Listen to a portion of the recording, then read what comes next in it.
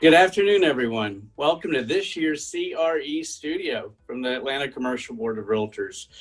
I am the current Diversity Board Chair of the Diversity Committee, Kirk Rich, and my co-chair is Corey Ferguson, and we could not be more delighted to welcome you here today. And sadly, we can't be together like every other program that we've been going to as professionals this year, but we are socially distanced in a brilliant way through Zoom.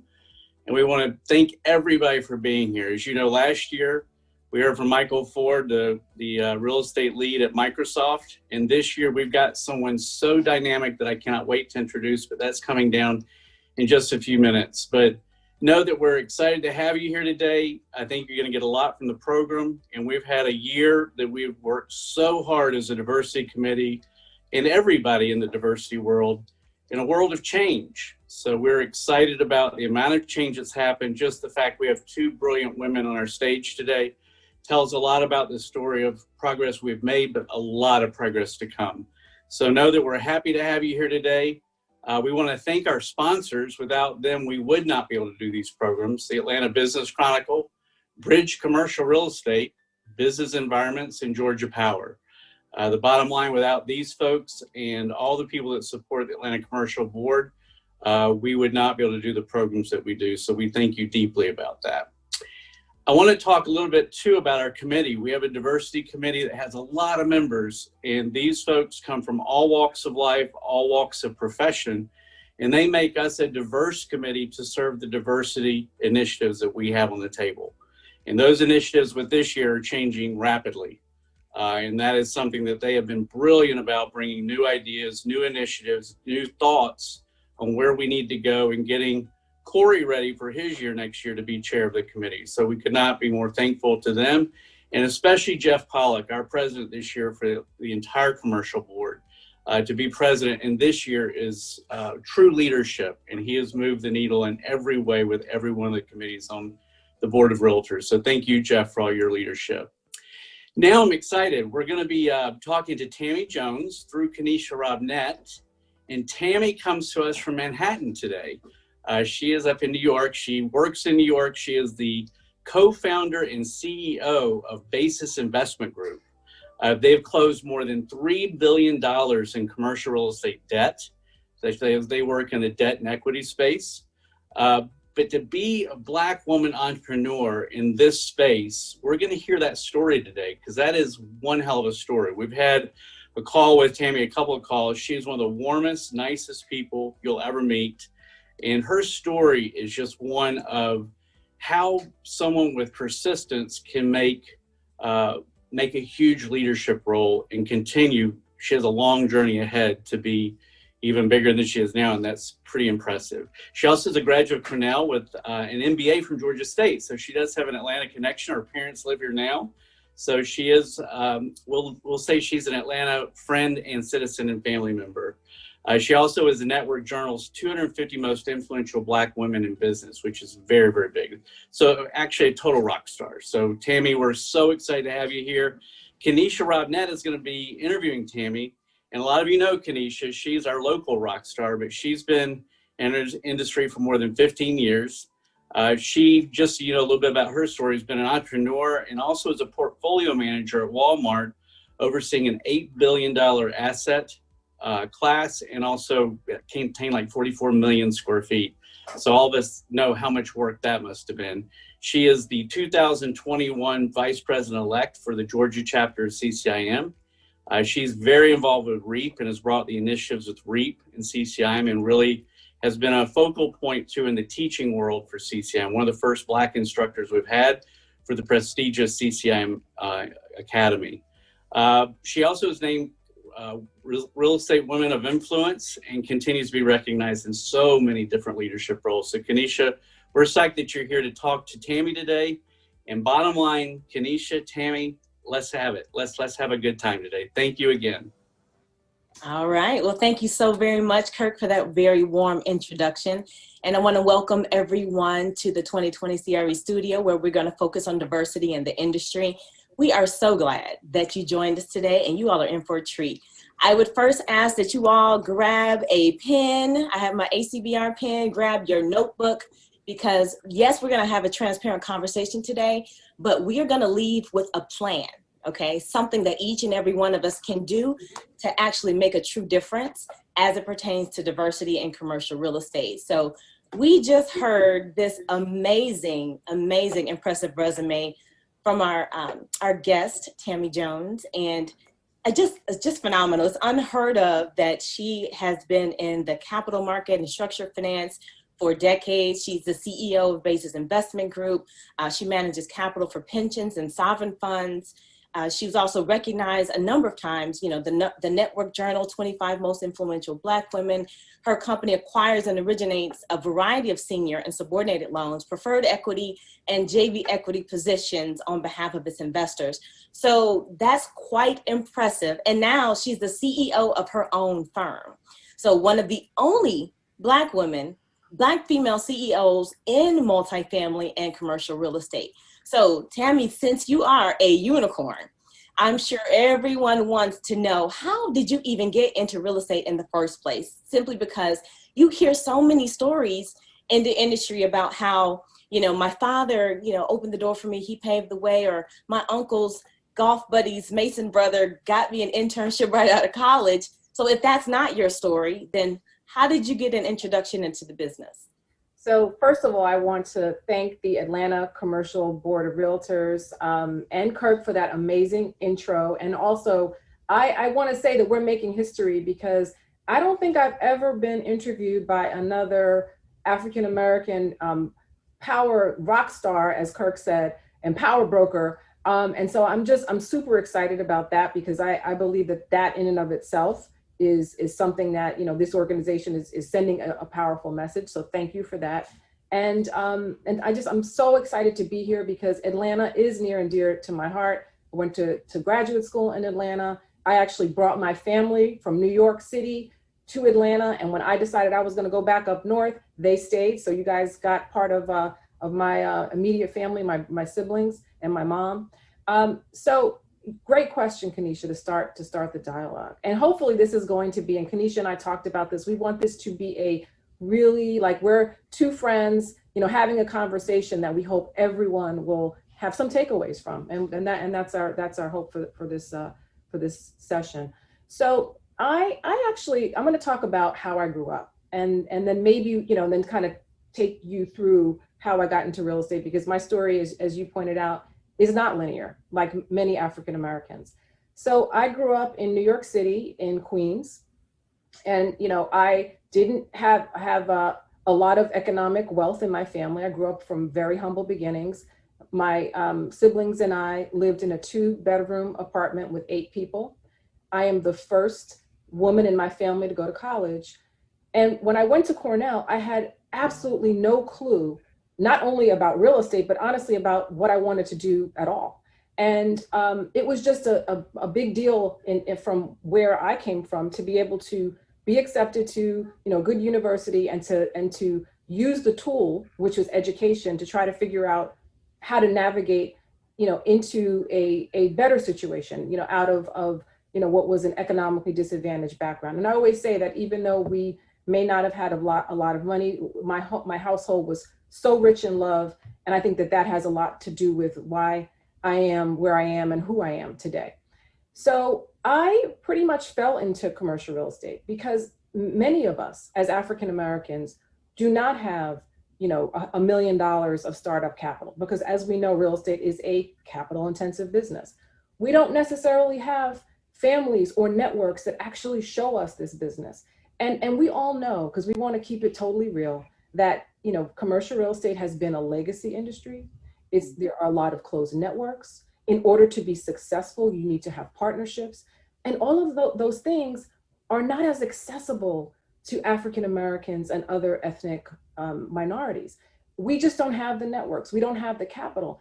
And so for me, when I came out of Cornell, I went into a financial management training program with the Equitable, which at the time, Equitable owned a life insurance company. They owned an investment bank, and they owned this amazing commercial real estate subsidiary that was basically an investment advisor to a ton of public pension plans and separate accounts. And so I did a rotation out of this generic program because, again, I told you I didn't know what I wanted to do. And one of the rotations was to go into this real estate subsidiary, and I had no idea what it was. And I moved to Atlanta, was supposed to be temporary, and went to work as an analyst for equitable real estate. And at that time, I was on the equity side. And I loved it. I loved the fact that no transaction was the same. I love how dynamic our industry is. And I saw a way to create wealth. Even back then, I saw that there were so many transactions that were happening, and I understood, the math. I'm a person that's always been pretty strong in math, even with, with economics and business. And so I realized that, wow, this is a pathway. This is a business that I can learn about. But I have to tell you that when I got into the industry, one of the things that was scary to me was that I didn't see anybody who looked like me. And there were maybe a couple of African-American men, but there were no African-American women, Kenisha. There were none. And I remember feeling like, I've always been one to not shy away from challenge. That just, growing up the way I grew up, it was all about the grit and all about making sure that, if I saw obstacles, that I would just continue to work faster, stronger, and just do whatever I could.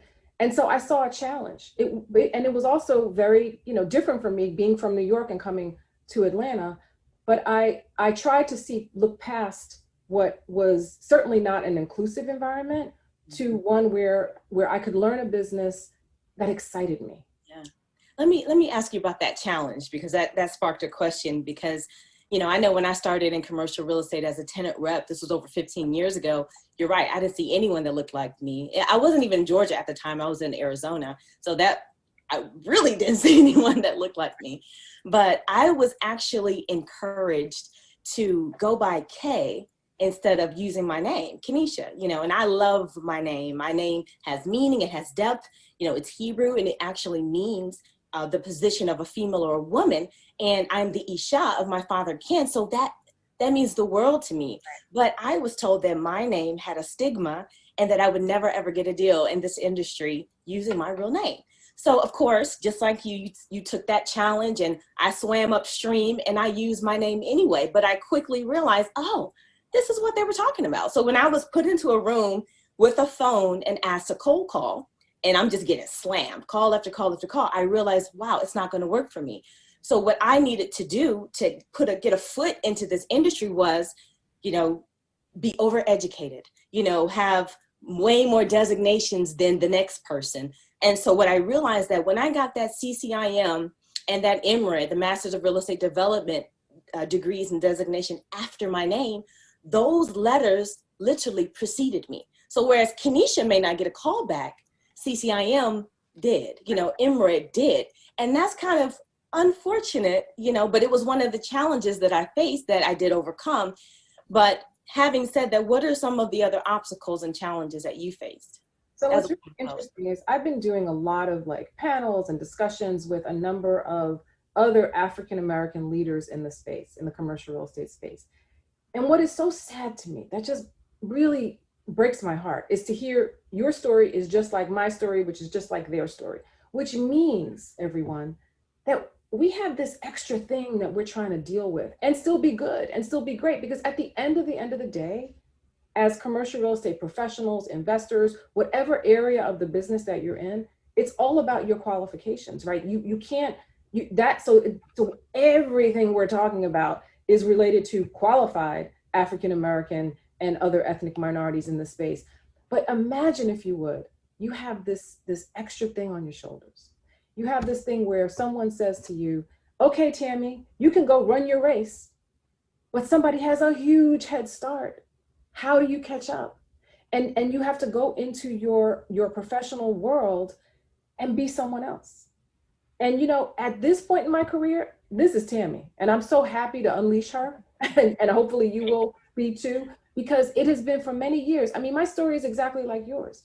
I had to go get my master's, my MBA with a concentration in commercial real estate finance.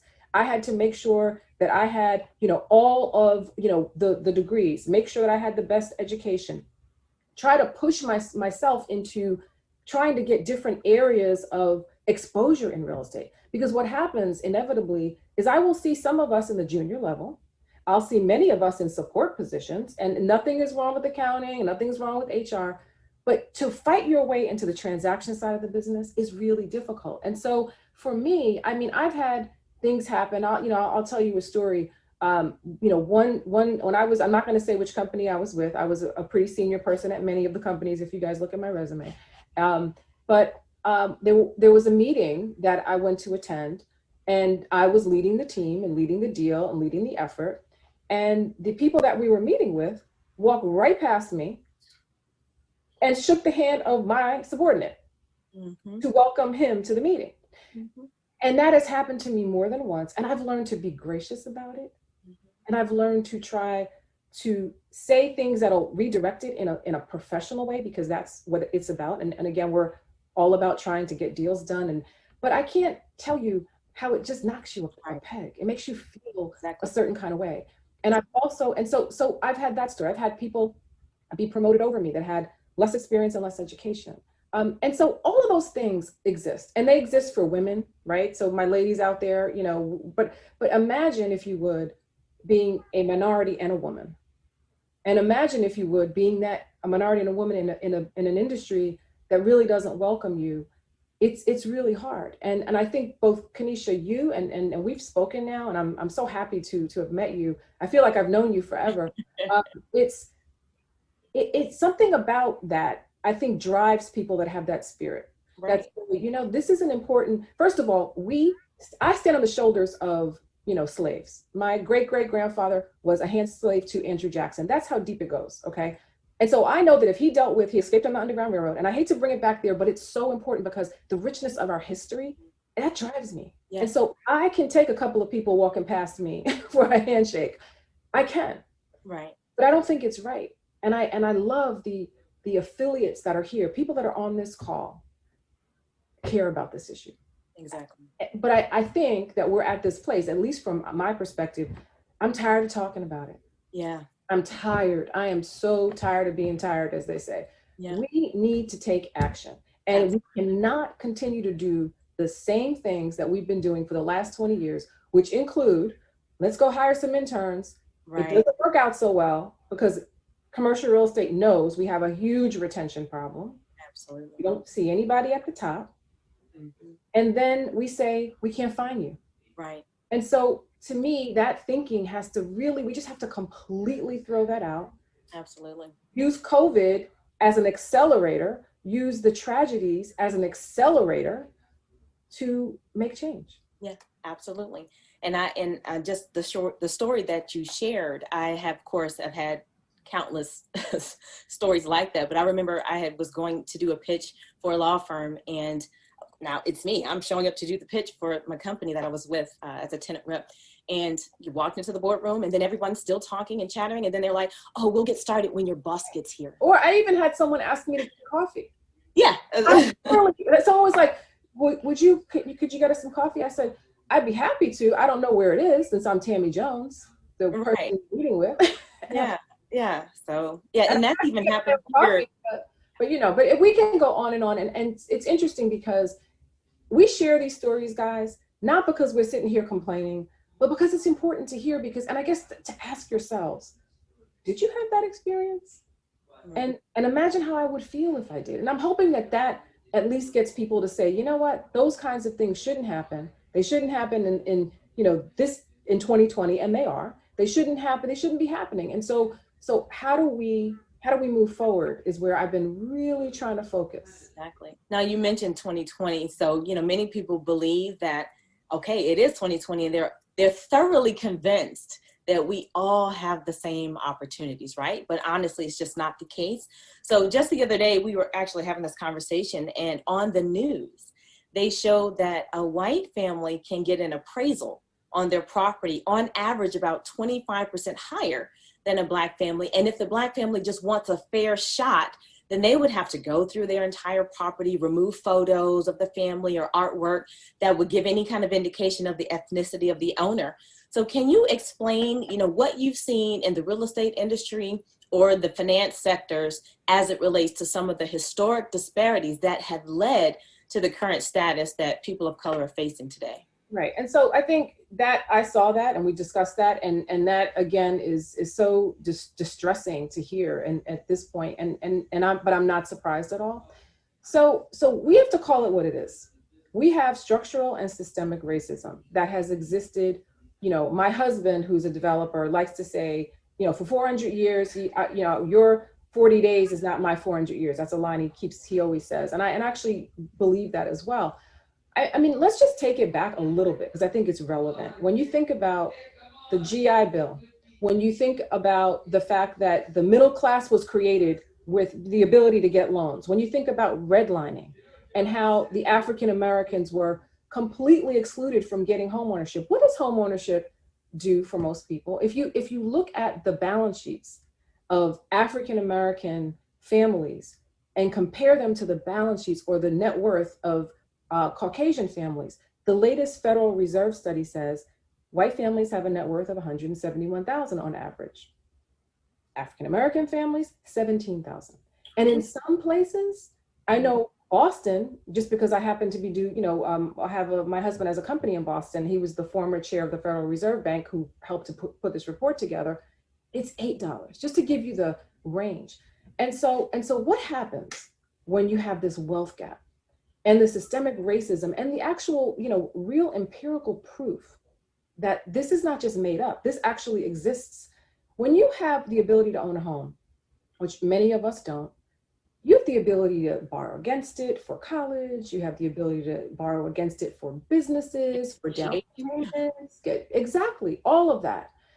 And so I think that just understanding the history is really, it just informs you about how deep the problem is. And I read another article that said that if we do nothing and we just let the wealth gap continue, that it'll take us 200 years to catch up. Oh, so wow.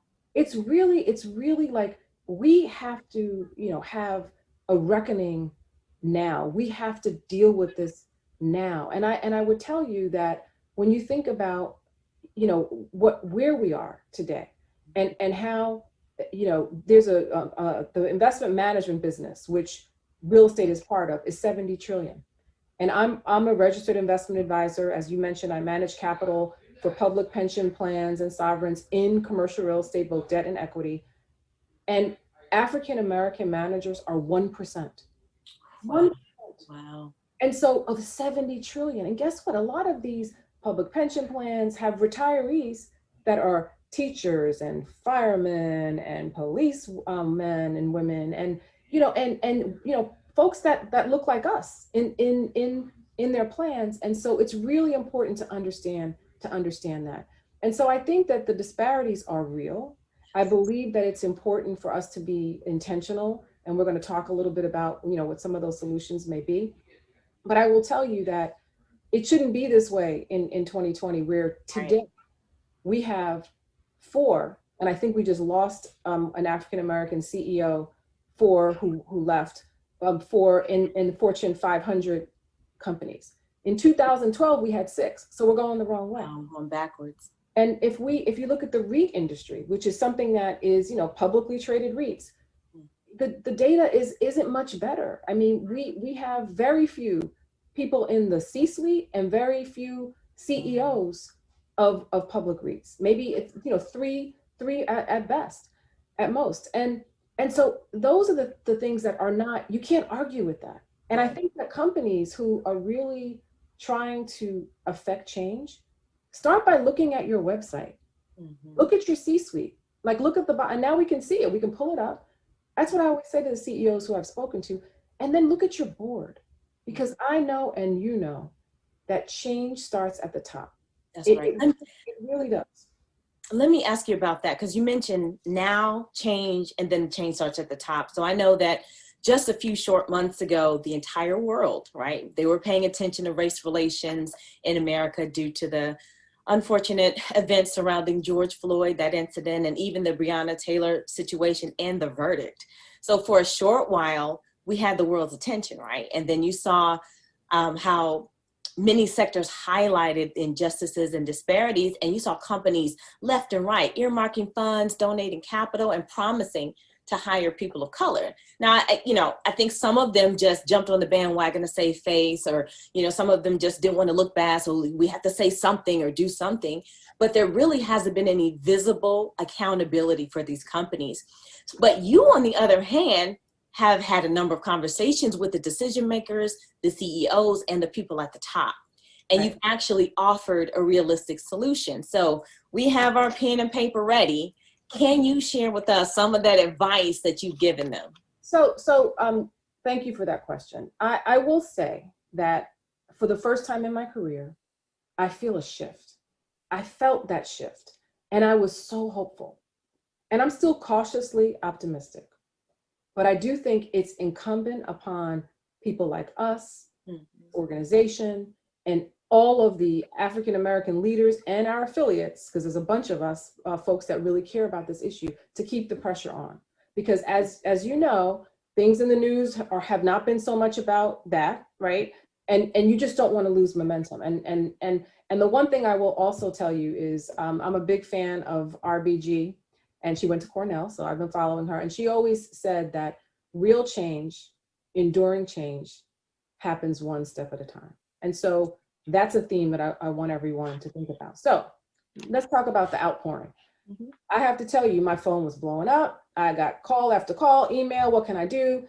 And I appreciated that. I appreciated that because I was so hurt, not just as an African-American woman in real estate, but as the mother of an African-American son.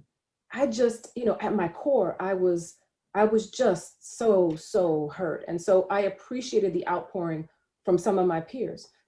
But, an outpouring, a statement, and a D&I training class does not make a revolution. It just doesn't, right? And so we all know that. But instead of just deciding to focus on what caused the problem, as you mentioned, I've become so solutions oriented. And I'll just give a little shout out to the organization that I chair, Real Estate Executive Council, that works with REAP, Kenisha. And we are the preeminent professional trade organization for African Americans and Latinos in commercial real estate as executives. And so we, including my foundation, Basis Impact Group, whose mission is really to increase the pipeline of African Americans and Latinos in real estate. And so we set out to come up with solutions that I'm hoping everybody can see themselves in something, right? Because none of us can do it alone. Right. None of us can do it all. And so what I was trying to caution some of the CEOs about was, don't just be reactive, because reactive measures don't ever create systemic change. You can't just rush out and hire 20 interns and hope that that's just going to be okay. Or rush out and give money to your favorite organization and then say, okay, good. Whew. Did that, check the box. And we saw that happening. Right. So the 5 areas that we focused on, that we start with what we call, number 1 is the diversity ecosystem. It's recognizing that you have to have an early stage pipeline, and Real Estate Executive Council has an early stage pipeline. We've actually exposed 400 diverse kids to commercial real estate in the last 4 years. We actually had them on a campus at Georgia State one year. We've had them at Cornell. We actually went virtual this year, and we're really proud of that program. So that's one place, early stage. But then you have to have, all cylinders firing, and you have to focus on middle management. I talked to the CEOs and I said, before you go bring in 25 interns, do you know how the African Americans at your company feel? Right. Silence on some of these calls. Do you know why they're not being promoted? Do you know why they're in support roles? Has anybody sponsored them? Answer those questions. This is really basic stuff. Answer those questions before you start bringing people in, right? Focus on the middle. You also have to look at the C-suite and find the right search firms that actually care about the mandate and work with organizations like Real Estate Executive Council, like diversity teams, at the Atlanta Commercial Board of Realtors. there's access to this talent. I refuse. Anyone who tells me they can't find us isn't looking hard enough. I'm just going to tell you that. So focus. So that ecosystem is about looking across the pipeline and saying, we can't just focus on one part. We have to do the problem is so severe. We have 78% of the senior executive jobs in real estate, based on the most recent NAIOP report, are white men. And African-American women, Kenisha, I'm sorry to tell you, we're a rounding error. We don't even make 1%. Wow. Which is, it blows my mind. African-American men are 1.4%, and women aren't much better, right? So it's urgent to kind of look at this diversity ecosystem. That's point number one. Point number two, I asked my CEO peers, would you ever start a business without having a business plan? So why don't you approach diversity in the same way? Would you ever launch a successful initiative without a business plan? Do you really have a diversity business plan? Not a task force, not a project, not a volunteer thing, but a business plan with concrete strategies, with performance metrics, and with accountability. Someone's compensation should be tied to this. Exactly. And when you put forth the same effort, I can't imagine, I've launched 7 different businesses and strategies within Basis. We start with a blank sheet and we have a business plan, and we have to know where we're going. I can't imagine if I said to my investors, yeah, I'm just going to focus on this business, but don't worry, you're going to pay me anyway, and I don't have any metrics at all. So we all know that that is a recipe for failure. And honestly, this industry, that's what we've been doing. We poke at it. We poke at it with different little projects, and then we feel good about it because we've done something. But you're never going to create structural change by just poking at something. So that's number 2. Number 3 is access to capital and credit. The biggest challenge facing any African American or other ethnic minority in getting into real estate is access to capital. Right. How can we provide access to capital? Well, in this industry, we partner a lot, right? There are ways where larger firms can, be the LP, and maybe a minority firm could be the GP as a developer or an entrepreneur, and you can help this qualified person, male or female, diverse person, build a track record. I did that with Fortress Investment Group. It was a 95-5 venture, and we did $450 million in transactions together. And that helped me build my track record. So I asked some of the CEOs who have access to capital, do you invest with any minority or woman-owned businesses? Do you realize that that's a way to find alpha? Do you realize that diverse teams outperform non-diverse teams? And that, an ethnic minority may know something about a community that you don't know, or may have access to a deal, or may be able to control the land, whatever it is. If you have the purse strings, figure out how to give access to capital. And it's not just capital, it's credit. We need working capital lines, we need subscription lines, we need all of that to actually create businesses. And I learned all of this through founding Basis and really having to start from scratch and just building my track record, which is what I did. I didn't just go out and try to raise a fund because I knew the obstacles. And we can talk a little bit more about that. So that's and access to capital and credit really deal with wealth creation. Small business drives our economy. So help in the real estate industry, huge opportunity because we just talked about the difference between the white family and Black family's balance sheet is real estate. Well, we can create entrepreneurs and really move the needle. The 4th thing is, who do you do business with? Do you know? How are you spending your dollars? Who are your accountants? Do they have African-American partners? Your lawyers, your property managers, your appraisers? There's brokers. How could I forget brokers? Are you making sure that you're diverse and inclusive in your hiring? It means so much. It can create the difference between someone being able to move up in the company because they have your relationship. And then finally, number 5 is my favorite. It's partnership. It's partnering with the Atlanta Commercial Board of Realtors. It's partnering with Reese partnering with some of the other larger trade organizations. We've established partnerships with CREA, with NMHC, with NAIOP, with ULI. I'm sure I'm going to leave someone out, and if it comes back to me, I'll say it. But it's so important to partner, not across trade organizations, because also with companies, right? You know, find diversity partners. I always say that Real Estate Executive Council, we can be a diversity partner for people. And that means that if you don't have diversity in your organization, don't pretend you do. Try to find ways to involve your employees who are African American in some of these organizations. Sponsor them. Say, you know what? We know we have a lot of work to do, and we're not going to hide it. I believe in being forthright and being intentional. And we have this organization, whether it's, you know, the Atlanta Commercial Board of Realtors or REIS or REAP, and we want to make sure that you're involved in this because we know that you need to see other people that look like you. You know, so those are the 5. Hopefully, again, I don't expect everybody to do everything. Right. I am asking people to look in their hearts and figure out what is it that you can do in any of those things. And I feel like you might be able to do several of those things. Yeah. But the point is to be intentional and be bold. That's good. And I was going to say, even, I mean, just pick 1 or 2 that you can actually do. Be intentional and be bold. I'm writing that down because I want to say that even just 1 or 2 steps is, we have 104 people on this call right now. So if each person does 1 or 2 of those steps, we're lessening that gap, the wealth gap, the information, the access to capital, the partnerships, all of that, we're lessening that gap. And I want to mention that, you know, I want to point out that yes, it's 2020 and we're still experiencing first. That's how wide this gap is.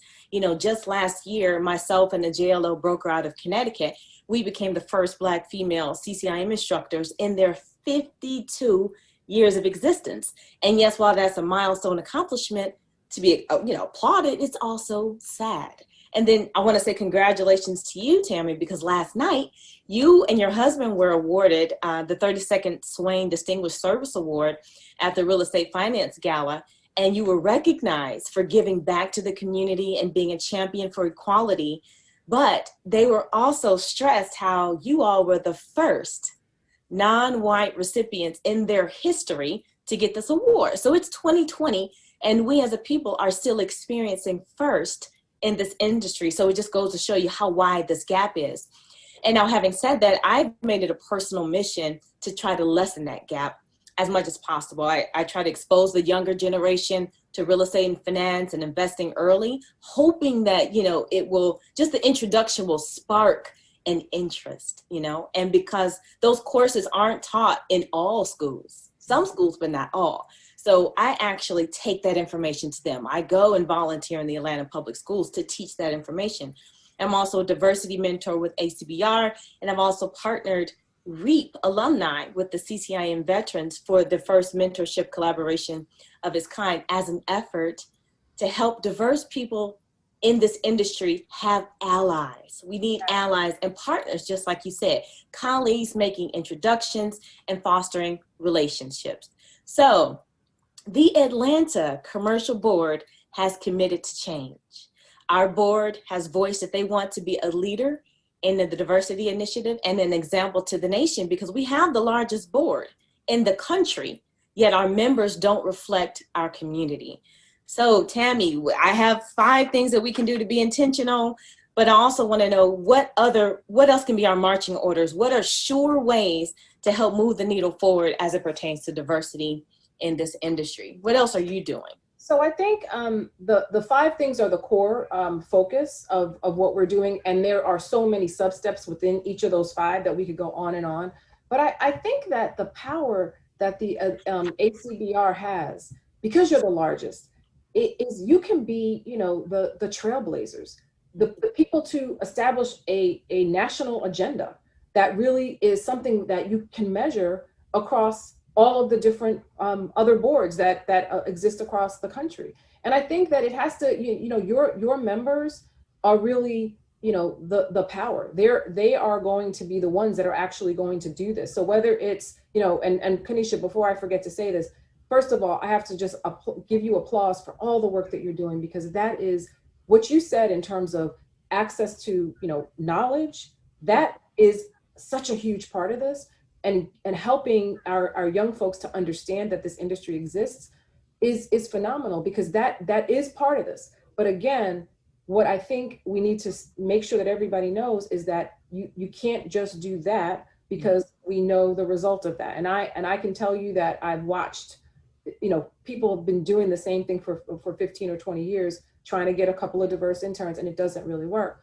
I would say that, for me, I'm focusing on some of the board opportunities. So if your members have access to board positions, make sure that you're helping to get diversity on the boards, because then you have somebody in the room. And I can't tell you, I'm on the board of a public company, Matt Cali. That's people, I'm sure, can Google that and see.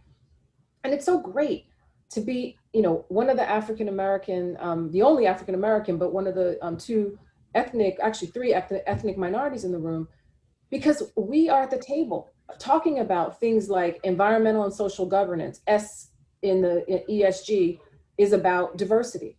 It's great. And by the way, for the folks that are diverse that get into the room, it's on you to do something, right? And so that's the other thing we need to say. It's not just about, oh, we don't have access, but I've seen people get into the room and not do what they're supposed to do or not bring others in. And so I'm talking to you too. If you have a position of power, I'm using my platform. And for me, it's like, I want to make sure that I can win in the game, but I want to change the game. You know what I mean? Like it's not just about me. And I look forward, and I hadn't seen a robust pipeline ahead of me of folks that do what I do. And when I look backward, I don't see a huge pipeline either of people that are investment managers. And so I think that that this organization has to take a leadership role and figure out where, it serves its members best and what diversity initiatives you want to focus on. Like, this is a great step. First is shine a light on it, talk about it, keep the dialogue going. And thank you for doing that, because I do believe that it's starting to peter out a little bit depending on where you go. So shining a light on it is step one. But then come up with your diversity business plan. That's what I'm going to challenge you guys to do. Mm-hmm. What is your diversity business plan? Write it down, and then check to see that you're achieving those goals that are measurable. And if you're not, I said to some of the CEOs, it's not game over. It's just like you do in any business. You got to be nimble. You have to navigate. You have to think outside the box to figure out what things need to be done to actually achieve your goals. That's good. That's good. So, okay, I have number one, have a pipeline. Number two, have a diversity business plan. Number three, make sure that you're partnering with other companies of diverse backgrounds to provide access to capital. Number four, pay attention to who you're doing business with. Number five, partnerships. And then also be intentional, be bold, and then make sure that there's diversity in the room. If at all possible, make sure that there's diversity in the room. So having summarized everything that you've said, I am so grateful for this opportunity. And I wanted to turn it over to Corey to see if there were any questions from the audience. Well, thank you all so very much. Tammy, it's been phenomenal. This has just been overwhelming for me personally to hear your story and to hear all of these great things that you're challenging us to do. So we're very appreciative of the time, and the audience have a few questions. One of the questions that the audience has is they want to know about your civic activities. How have your civic activities helped you in business thus far?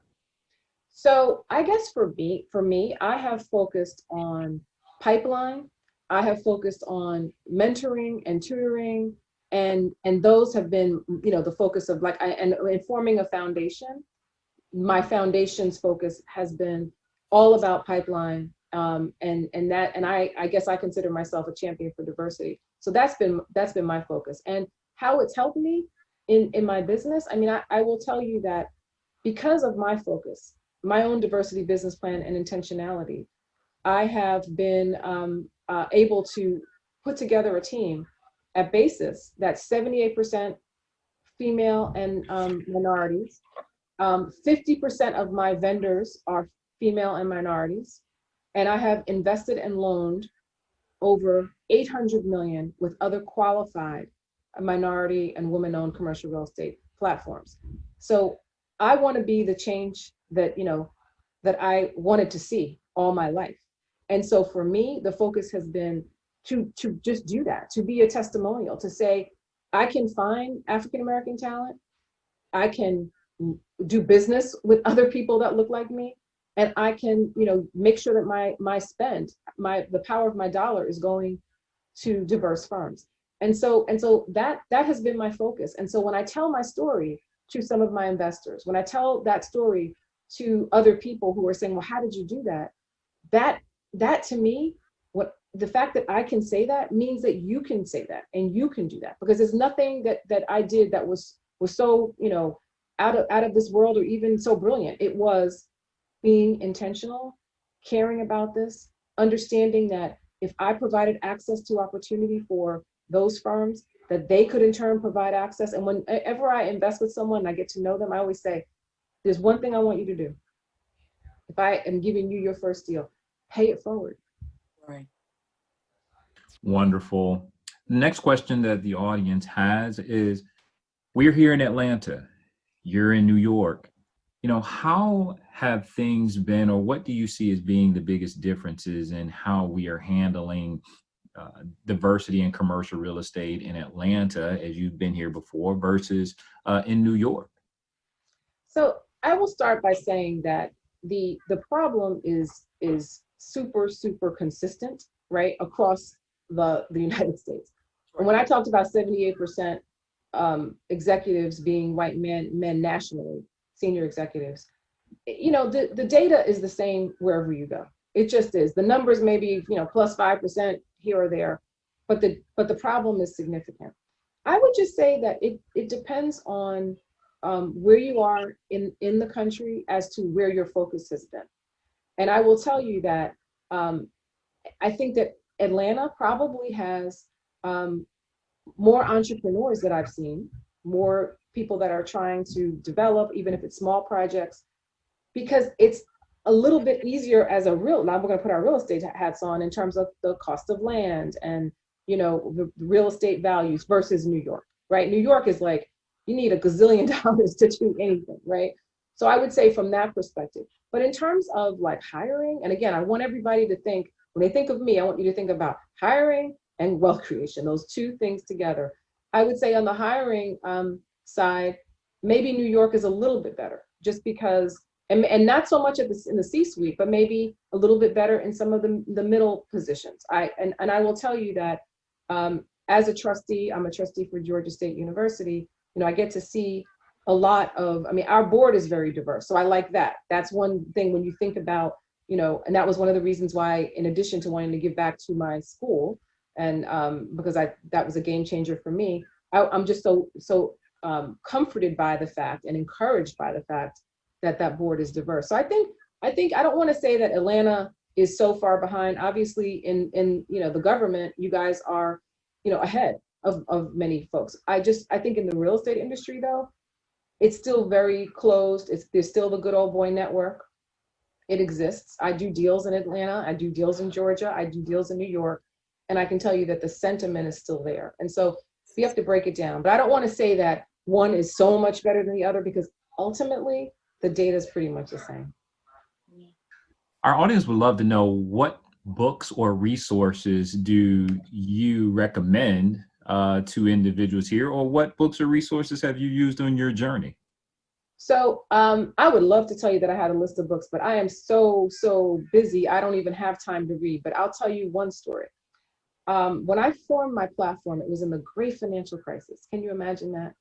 It was the worst time to start a business, but for me, adversity leads to opportunity, and I was ready. I said, what, I had a little bit of money. I realized that I saw people make money in a crisis years before, again, that, cycles. And this is when my eye was on wealth creation. I saw a number of people leave Equitable Real Estate and other platforms and go out. And so I have a type A personality, and I decided I was going to go out, and I wrote a business plan, the business plan thing I told you about. And right before I did that, I was scared to do it. I wrote the business plan, but then I was not doing it.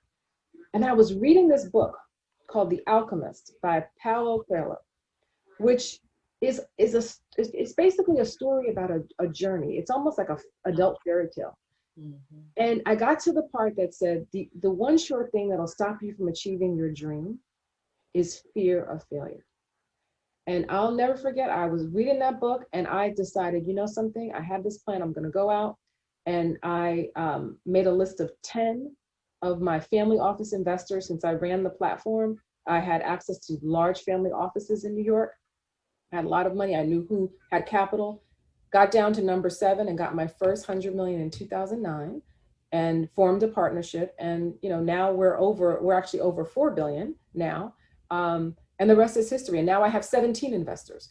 And so that, finding things to read, they don't necessarily have to be the technical books. Sometimes they can be the books that are just speaking to you and motivate you.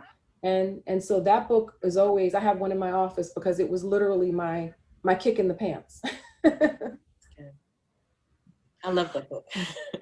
Such a great book. Now we have a really, really interesting question in here that I want to present. It said it would be great to get some additional perspective on sponsorship concept, particularly how to find one. And he's saying versus a mentor in CRE, given the obstacles of being outside of the traditional ecosystem. So talk a little bit about that for us, Tammy. Yeah, so I think that's a great question. They're all really good questions, but the difference to me, and again, this is Tammy's view, and Kenisha, you should chime in on some of these questions too, because I know you have a perspective. Mentorship is someone that's going to give you, advice about how you should go about this. I mentor college kids all the time, and even high school kids on how to deal with interviews, how to, what they should expect, to do in a job. Some of the kids, particularly coming from the inner city like me, they don't even know what to wear, right? Or what to say or what to do. And so it's basic, and mentorship can go even in the senior ranks. I have mentors. I have my former CEO is my mentor. I have one of my investors is my mentor, because everybody needs somebody to go to. But sponsorship means I'm going to put my credibility on the line for you. I'm going to say that Kenisha, she will deliver. Kenisha I've watched her. I think you should give her that shot. And let me tell you something.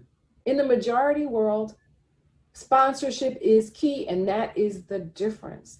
Is sometimes you got to take a risk on someone. And when you have somebody stepping up that's senior and respected, even on boards, or you get onto boards because of relationships, right? Someone said, I think Kenisha will kill it on this board. I think we should give her a shot. A lot of African Americans don't have anybody doing that. That's why the board numbers look like crazy, where we have, I don't even know, less than 5% African Americans on boards across the public companies. So I think, how do you get a sponsor? Well, sometimes a sponsor doesn't come from in your organization. And I think that what diverse folks need to realize, and I had to learn this myself, is you have to be really, really focused, and you have to take risk, and you have to be willing to get rejected. I can't tell you the number of people that I tried to get to know by, now it could be a Zoom call or 15 minutes of coffee, or however you do this. You're going to get a lot of no's, but you're going to get some yeses. But you can't just give up. And so I would say to people, keep at it, try to get, and sometimes sponsors will come from organizations that you join, like, the ACBR. You join this organization, you find someone that you're on a committee with, you're doing work, and then, they say, wow, I really like what Tammy did. I really, she rolled up her sleeves and she seems really smart, and there's a role for her. And then they'll go out and put their name out on the line for you. But it's all about hard work. And it's about, realizing that us as African Americans, we are in control to a certain extent of what our careers will look like. When I say that, I mean, outside of the systemic racism, the effort that we put in, I think, will yield results. And then there are some blocks, and then you have to figure out how to navigate across those blocks. And I've said to people, my folks that I mentor, I don't necessarily sponsor, because you don't know if they're able to do that. But you hope to develop into that relationship to be a sponsor at some point. Hopefully that's helpful. We have one final question. It says, please let us know your key thoughts on how to get white men to embrace greater diversity in the senior leadership ranks of the commercial real estate industry. Well, I think hopefully the 5 points will help with that. I mean, I think that it's really about, if you're at a company, first of all, I always say to people, if you're at a company that you can't see yourself ever getting into the C-suite, then it may be time to think about, if that's the right place for you. I mean, that's how I honestly feel. And I'll tell you one thing, two reasons why I formed Basis. The first one, I say, I have an entrepreneurial spirit. And yes, that's true, because being an entrepreneur is not for the faint of heart. It just isn't. But the second reason, the kind of underlying reason that I don't always share, is because I knew I wanted to do things my way. And I couldn't see myself in the C-suite. And it wasn't because I didn't think I was smart. And it wasn't because I didn't think I was capable. But I didn't see the pathway, right? And so I would say to some of the white men on the call, imagine your daughter, right, that doesn't see the pathway. You can't be it if you can't see it. And so I'm hopeful that if we continue to talk about these issues, if we put strategies in place, like the 5 that I've talked about, the diversity ecosystem, making sure that you have a diversity business plan, providing access to capital and credit, know who you do business with, and finally partnership, that the folks that are in the majority that control a lot of these decisions will begin to think differently and look at and think holistically about how to make change. And what's really incumbent upon us in this moment is that we need each other like never before. And if there's nothing that we've learned with COVID, with the tragic murders, with the healthcare disparities, with whoever you're voting for, by the way, vote, okay? Everybody vote on this call. Whoever you're voting for, there's just chaos around us. So what we can do as an industry, I feel hopeful about. I feel hopeful that we can come together because we know there's a problem and we're not taught pretending there isn't. And we can actually do some things that make sense. And it's going to make us all better for it because, I think this is the last question, so I'll end on this. Diversity of thought makes and produces better outcomes for all of us. And so I want people to embrace it, not just because it's good and the right thing, but because it actually will help your businesses. Because at the end of the day, we're leaders here, many of us. Well, thank you so very much. I'll turn it over to Kurt. Bottom line, thank you, Tammy and Kenisha. I tell you, it did not disappoint in any way, and we have so much work to do. But I think the thing that is a big takeaway today is it is one thing to have a diversity committee. It's one thing to have D&I inclusion and all the things that we talk about in companies. It's another to take a couple of teammates that maybe don't look like us, the white guy, to a pitch. But it's a whole nother to have metrics, to have a plan, and have a way to push people up the chain into leadership roles. That's where I see us having a big hurdle. And it's one that we all on this call can affect in a huge, huge way and know that we're focused on it at Atlanta Commercial Board of Realtors. You have a group of leaders at the table. You have Corey Ferguson, who is my co-chair this year, who's going to be the chair next year, who has just been over the top phenomenal with T. Dallas Smith, one of the preeminent African-American brokerage houses in the nation.